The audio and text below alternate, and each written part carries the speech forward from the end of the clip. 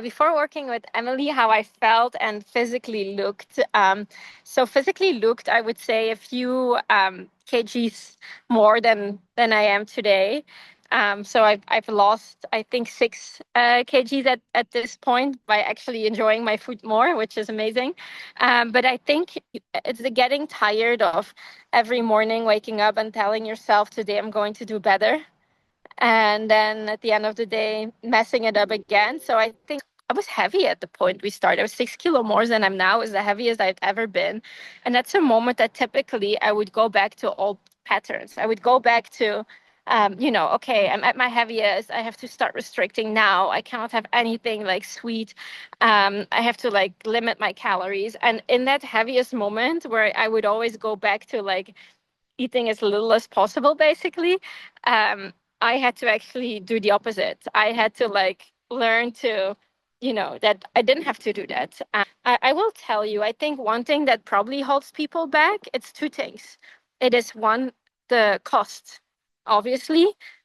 This program, I mean, let's not deny it, it's not a very cheap program. But one, if I look at the cost of what I was spending on stuff to binge on, right? To run to the bakery. Croissants aren't cheap in Switzerland, I can tell you. So if I would make that sum of things, I would eat, that's one thing.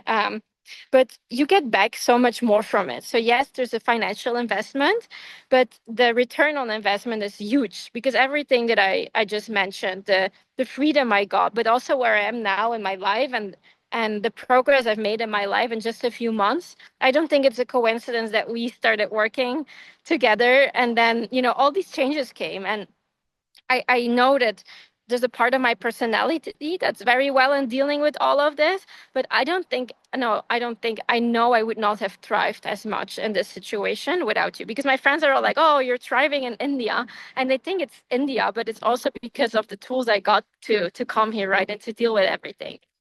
So that's the one thing. And I think the second thing that will hold them back is because, I've spoken to people and they're like, no, but that's not going to work for me. They think they'll gain weight. They think they can't eat carbs, because they're special like me, right? Like they're an exception.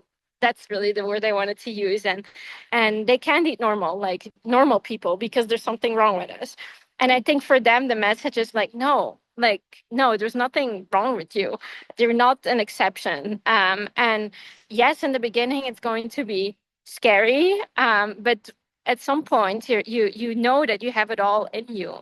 We are human beings, and it's a natural ability to understand what it means to be hungry, to feel full. And I could never go back to being that person. And I feel like the two instances that I mentioned before, this one time where I had a really tough day and I really had a binge urge, but then even like the Monday 2 days ago where it wasn't a binge urge, but I was trying to like energize myself with sugar, right?